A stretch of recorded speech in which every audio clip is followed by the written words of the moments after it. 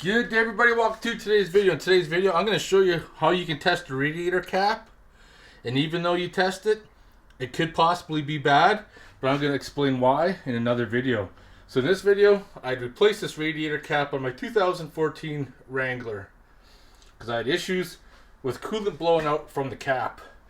I thought at first the cap was the problem, but then I realized that it wasn't. So in order to test the radiator cap, you need a kit like this right here. This can test radiators, all sorts, test radiator caps. So what we're gonna need is the piece that's going to fit to my radiator cap, and then the piece that's gonna fit on there, and then we're gonna use this pump right there. All right, so I got my rad cap. We're gonna slide that in place. And I need the one that fits on there. I think that's two. We're gonna use this one. We gotta find the one that's gonna work.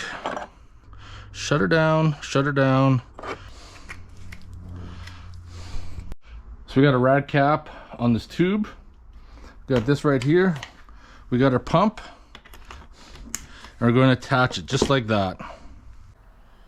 For obvious reasons, you're not gonna go out and buy a kit like this just to test a $12 radiator cap.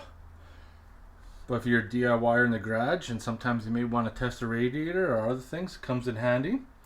So I got it all set up, pump's attached. We just got to pump it up. We know that this cap, according to the piece, says it's rated for 18 pounds. So I should be able to pressurize it up on the gauge till we hit 18 pounds before it gets bleed off.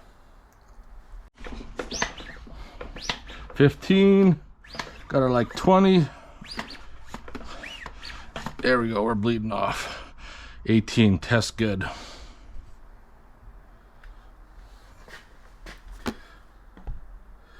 So there you have it. This radiator cap tests good. But why does it fail on my JK? I'm going to explain that in another video. But this video is strictly just for testing the radiator cap.